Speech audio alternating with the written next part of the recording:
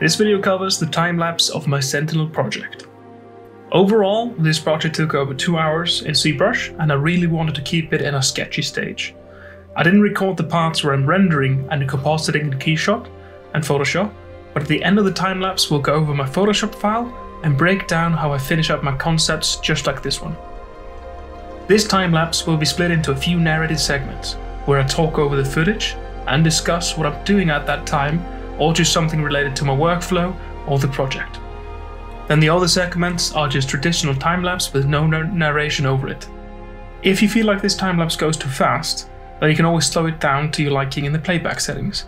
All the segments are timestamped in the description, and you can also download the source file and this video on my ArtStation store page. There is also a link to that in the description. I hope you get something out of this time-lapse, and if there's anything, then feel free to reach out to me on Discord, YouTube, ArtStation, or anywhere on social media.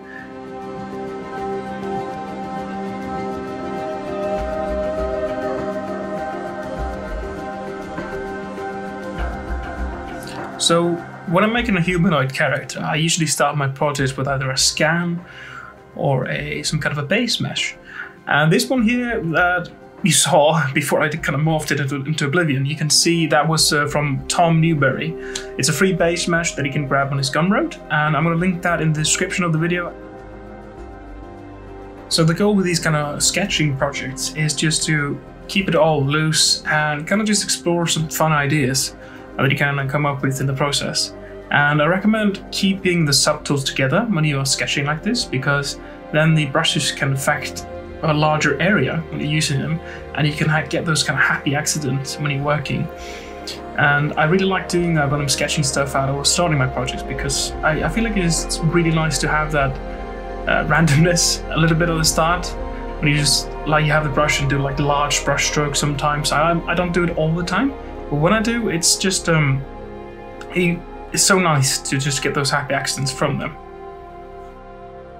Also, kind of my go-to brushes are the ones from Mike Nash. You can get it on his Gumroad as well. And I also really like using the curve pinch brush.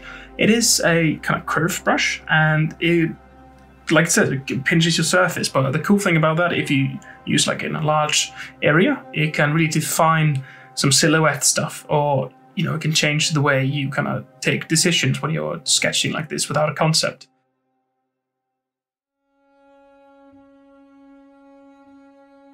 Using the clay build-up is a really neat idea when you just want to smoothly build up surfaces. You can also try to use the clay tubes brush. I really like jumping between those when I'm just trying to build up a little bit of a surface. And then this is the Mech A brush, or it's like a cut brush, but I use it to kind of define lines, so I kind of use it inverted all the time. It's really nice for just defining those lines when it's a little bit squiggly, and it's a little bit rough on the edges, but overall it's really nice. And then here you can see that I'm using the planar brush to generate some surfaces by digging in and then holding Alt to dig out a little bit. I think it's really nice to do that with smaller kind of brush strokes when you just want okay, so this is a detail area which I really want to just carve into a bunch of, things like that. So it's nice for those kind of purposes. And then you can, of course, use the curve pinch in that area as well, or use some Kitbash pieces to even, further up that surface a little bit more. When I'm generating surfaces at the beginning, I use Move Infinite Depth. And the trick with that one is using AppyCurve as well, because it kind of pinches it in a way so you can kind of generate some hard surface planes on the sides of the character. I recommend using Move Infinite when you just left side or right side, or in front of the character, or back side, because if you use the brush at an angle, it's going to distort the mesh in various ways, but you can also fix that by just using mirror weld or kind of manually fixing it. To summarize the brushes I use at the beginning, I really like to use and play around with Move Brush with backface masking. It's nice to close holes and that kind of stuff. And then the snare cook with AppyCurve turned on. And like I talked about earlier, Move Infinite Depth with the AppyCurve turned on as well, or just the basic function. Then I always use Clip Curve and Clip Circle to clean up surfaces, or just to cut off parts that I don't like at all. And then when I'm building up surfaces, I like to use the planar brush, like discussed earlier, Trim Adaptive, and Trim Dynamic. H-Polish, those are great surface stuff. I also use the layer brush with a bunch of alphas, and then I use the Mac cut brush that I talked about earlier. And then of course clay tubes, clay buildup, fix those surfaces up, and then I'm really fond of the Mike Nash brushes, and I recommend playing around with those a little bit if you want to get into concepting on hard surfaces.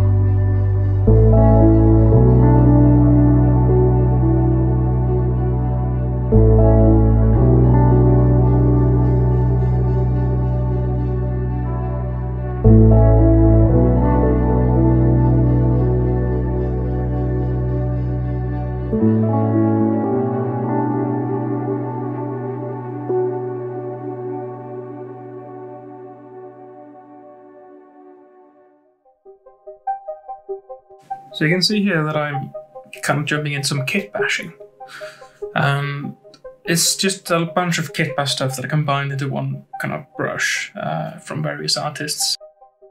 So I like to use Kitbash in a way with Dynamesh, mixing it together with my own stuff, because I feel like if I just use it, in the traditional Kitbashy way, I feel like it's not mine. So what I do is that I combine it with the character in a Dynamesh way, and then I use the move brush with backface masking, and then I just kind of try to mix everything together and then create my own style from there.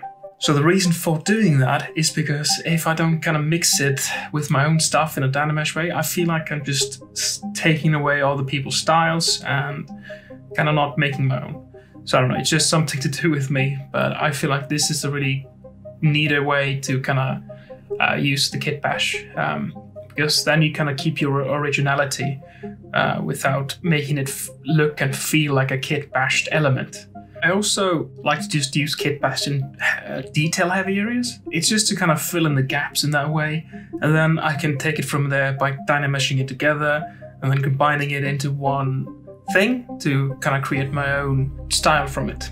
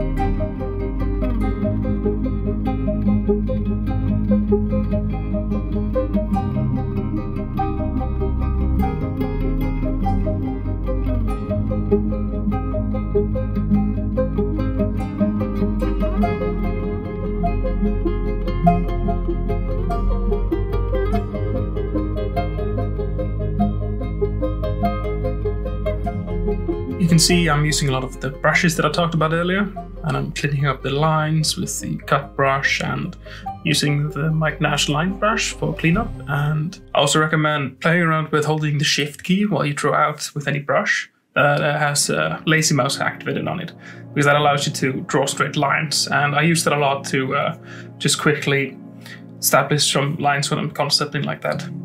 And I also recommend, when you're putting some lines down, is playing around with the Adjust Last slider, which you can find in the stroke section in ZBrush.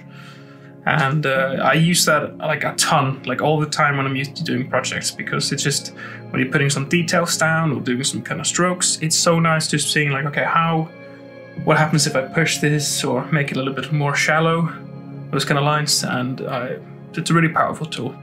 So then I'm starting to use some Kitbash at the front. You can see that I'm still combining it with Dynamesh like I always do, but then I'm using as well the move brush with backface masking on, and I think that's really key as well to mix it together in that way. And I also recommend just trying to go ahead. I do it a few times throughout the video, but if you have an idea, try to see if it works, and if not, just discard it. It's okay, but I recommend exploring it, checking out if it looks cool or not, and if it doesn't, then you can always just bail on that, and that's totally fine. You want to explore your ideas and see if they work with your character that you're creating, and because if you don't, you will never know. So I recommend checking those out, and feel like see where that takes you. And then you can see that I'm using, how I'm inserting alphas into the things is that I'm using the XMD toolbox plugin, and I'm just constantly going to that where I have some alphas from Mike Nash and a few from Vitaly Bolgarov, and I'm kind of using them to support the design. And one thing to look out for is when you're placing alpha stuff is not to do it immediately when you're starting off. I mean, that's okay too, but what I'm implying is that you shouldn't just add a bunch of random alphas on the design and see, if it sticks. I feel like you should try to support the design with the alphas, complement it in a way, because otherwise it can just be a bunch of noise that it's just all over the place and not really coherent. But I mean, if that's what you're going for, then go for it. I mean, but I like to try to do that. But sometimes, you know, it's not all the time, but I try to, you know, at the alphas where I'm like, oh, okay, this could be a good area, and not just, you know, alpha there, you know, all over the place. So.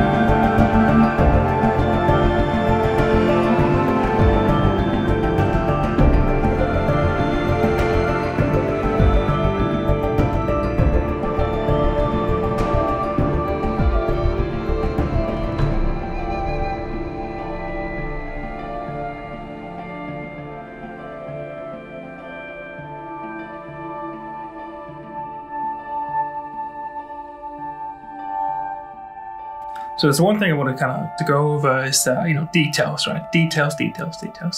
I mean, I love detailing, but sometimes it's best to kind of do kind of the broad strokes and everything, focus on the silhouette and how the character looks before you go into that. I'm definitely guilty of just jumping right in and then trying to detail an area. I think you saw that earlier in the video, that I kind of focused a little bit in the front of the face, but I think the best way is to, big, medium, small kind of thing, try to do the big forms and then a little bit smaller and then the tiny ones or the details in a way. And you should try to focus on that. I've been trying to do that, but I find myself often failing in that way of just always kind of getting caught up in the details and trying to make this look really crisp and clean. But I think the best way is just to kind of focus on the big and medium, a little bit of those kind of attachments and that kind of stuff, and then the details at the end when you've kind of established the big area. But the lines are blurry, it's fine to jump between. There's no one's gonna blame you for doing that. And then another thing that I do very often is I zoom out of the project and see if like this line that I just placed or this detail can be seen from afar. Because if it doesn't, then I use the adjust last to give it more depth in that way. Or if I want to be more subtle, then I could just, use adjust last, there you go. Or I could just redo the detail if it's a bit too messy in a way. But, do it, zoom out every so often and check out how your details are being placed or how this form is showing from that angle or something like that, because it really helps.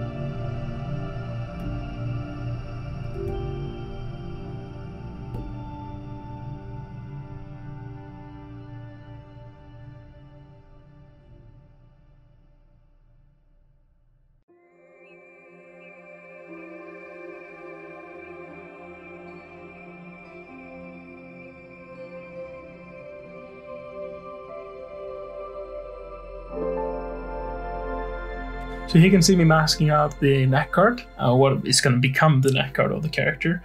And I always kind of work like this on larger projects as well, where I just mask out the area and then I extract it with a custom macro setup. You can grab that macro on my ArtStation store page as well with my user interface. But I feel like this is the best way when you want to try to build up shapes, is by extracting, masking, then extracting, and then, you know, using backface mask like I'm doing here, and then kind of just conform it to the shape. And then if you want to, you know, layer it even more, you can just continue masking that shape and then continuously extract from it if you want to make a layered effect. I mean, that's going to take more time, but I think this is like the best way to use ZBrush when you're just constantly like this and you want to like add this kind of effect, or when you're building up these kind of shapes. And then of course later on down the line, if you want to merge them together, you can of course do that. And I end up merging the color with the body when I split the head apart. But for this project, I didn't really have a lot of subtools. I think in total, this guy turned out to be like 5 subtools. But usually, like when I'm breaking down characters and props and stuff like that, they turn out to be a lot more.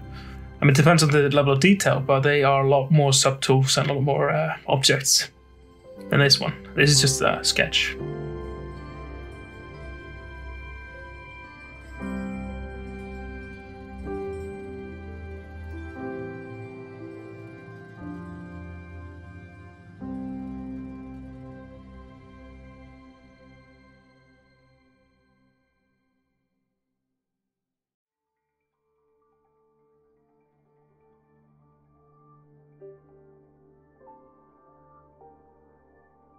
So now I kind of want to take some time to talk about the general design of the character and just some good things and bad things that I feel like I saw in this design. So I feel like, you know, this was just a sketch. So I mean, I could have maybe split this character into more pieces to make them a little bit more cleaner and stuff, and maybe step a little more of a, you know, make him able to move, because the shoulders, I feel like they are kind of like the worst part of the design, because they don't really work.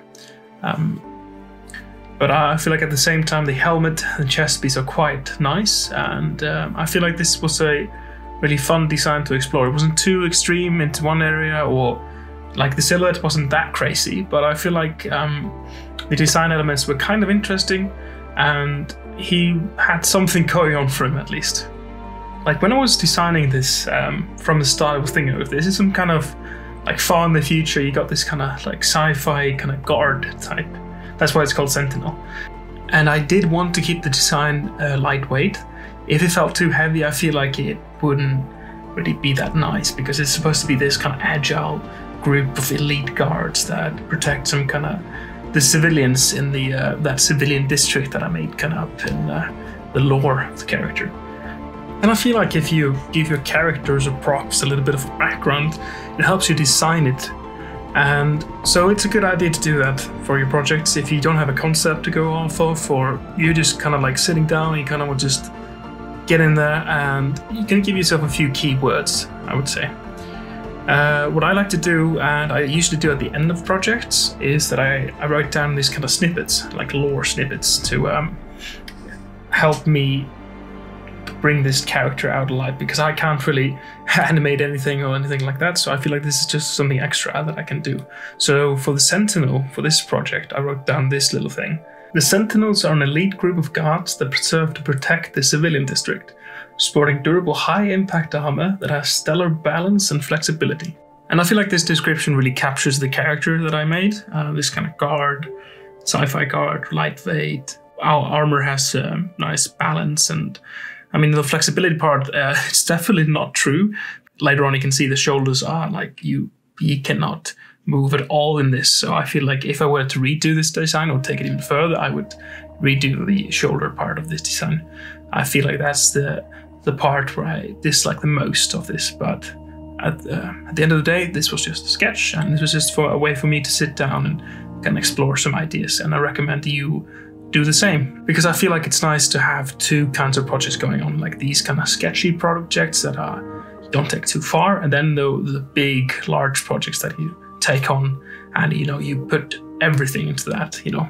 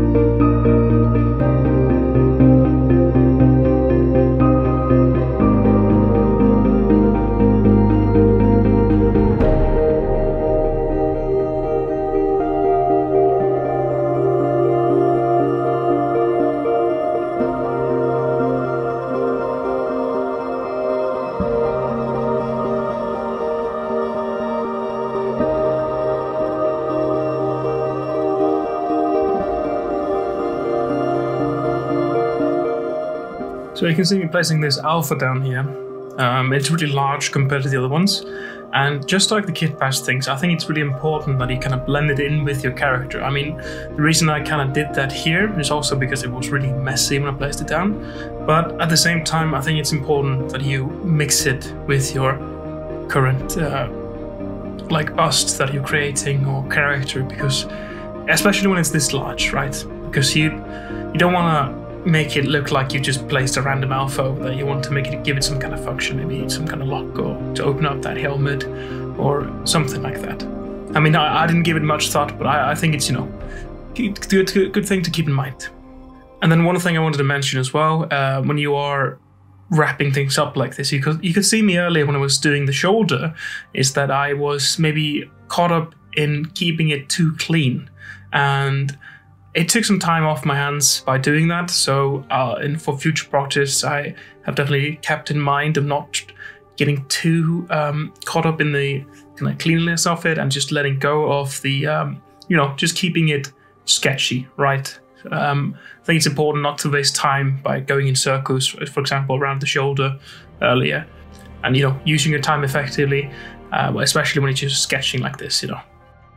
But all this kind of stuff comes with practice, you know, when to stop and when to move on to the next piece, and how clean to keep it, and how detailed you want that kind of thing. That's why I'm doing these kind of busts, and that's why I recommend you to do the same. It's kind of smaller projects just to kind of practice and test yourself and how effective you are with your work.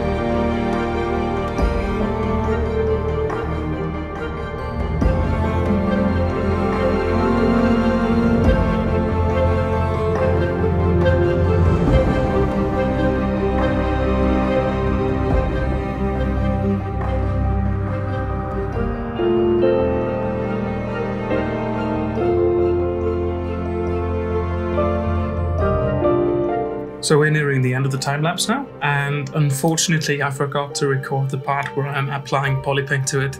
I wish I could have included that, but like the time lapse kind of just stops in a second. You're not missing out anything, really. I did some subtle changes to the face, or the helmet I mean, and then I just applied polypaint to the character.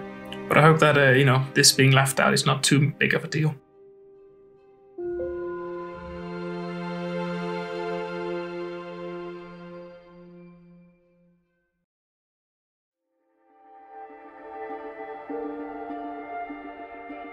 Alright, so now we can take a look through the Photoshop file and break down how I finish up my projects with keyshot renders and all that kind of jazz. When I don't have a lot of subtools from ZBrush to keyshot, I usually just apply one material to the whole character.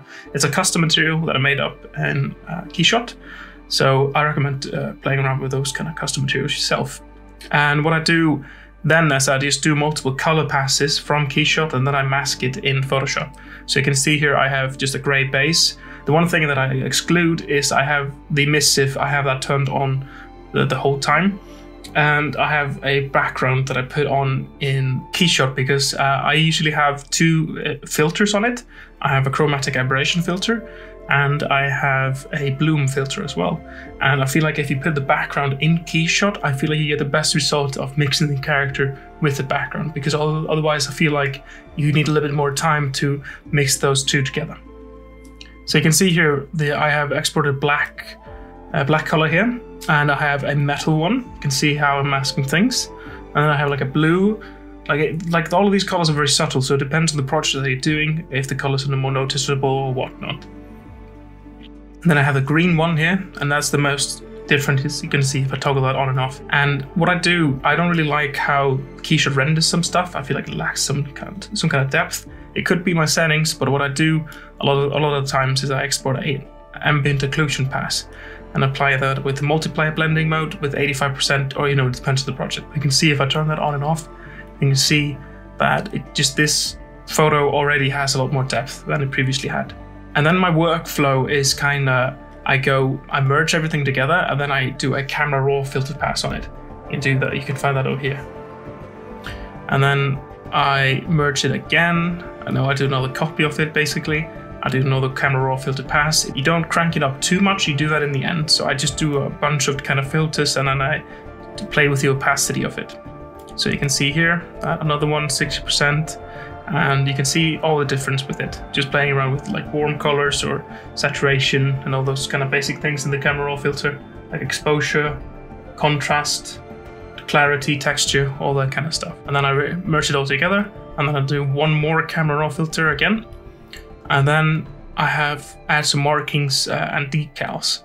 And some of them are from Mike Andrew Nash, and some of them are from myself. And what I do is that I just mix them with the various opacity and blending modes.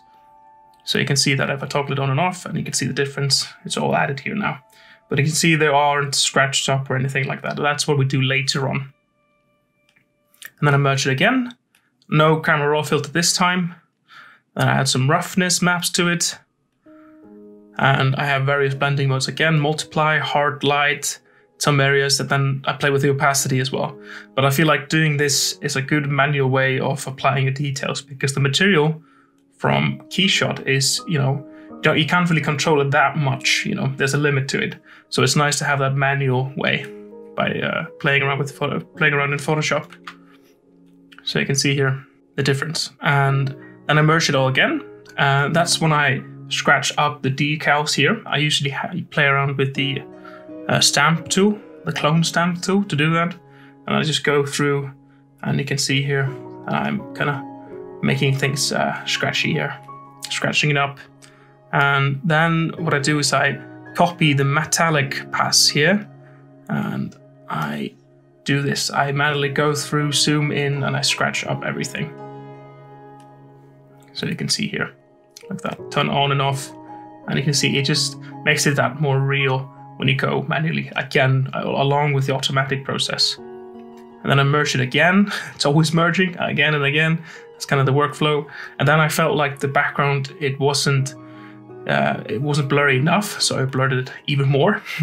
So you can see like the subtle kind of effects of it. It could be some kind of sci-fi, something he's under some kind of bridge or an area. And then I added like a sunlight thing here with a gradient tool, and add just opacity 10% because it's a really intense one.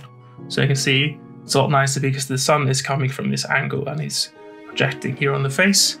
Then I merge it again, and I put like I darken this area here because I want the focus to be on here. So I make this area lighter, so it mixes up, because I want to. It's a really useful tool to use it like that, because you want to guide the eye. You want the eye to be over here in this area, not over here. And then I merge it all again, and I put a really subtle vignette on it. You can notice it a little bit. And then I end everything with a really intense camera raw filter, just playing around with all the settings, going through there, as you can see the difference there, like this, making this photo more warm, more saturation, a little bit more vibrant. And then what I usually do, I have these color lookup tables or LUTs from Grayscale Gorilla, and I'll put a link in that to those LUTs in the description as well. But I put them always a little bit over my projects in the end, and I usually have the opacity of 50% or less or more. So to add those, you usually just go to adjustments. If you have custom ones, there's also ones that are from Photoshop. So you just do color lookup. You can see here I have a new layer, and then you just press here, and you can see here Grayscale Gorilla, bunch of LUTs here, and here's the basic from Photoshop as well. You can see there's a foggy night one, but it's too intense, then you can always play around with it like that. So that's what I do as well. And then what I do at the end of my projects, I always merge everything together. I use a final camera raw filter pass with some chromatic aberration from the lens correction. You can see if I take that on and off, the lens correction is nice, just a little bit of touch of chromatic aberration in some areas. And then I have another filter, black and white one. So, and that's basically how I wrap up all my projects. I usually do it like this from start to finish. And I think it's a good idea to follow these kind of roughly. You can, use this as a guideline and then do your own thing from it. But I feel like this is always really helpful to wrap up the projects and make them look really. You can see like the big difference between this and the result, and then just taking everything off. So like that, and then we go back and like this. So yeah, it's a really big difference. So I recommend checking this workflow out for yourself. Thank you so much for taking a look at this time lapse with me. You can also check out my ZBrush Hard Surface tips and tricks videos if you haven't already. They have some good info in them if you want to get started in ZBrush Hard Surface concepting. Alright, that's it. Until next time.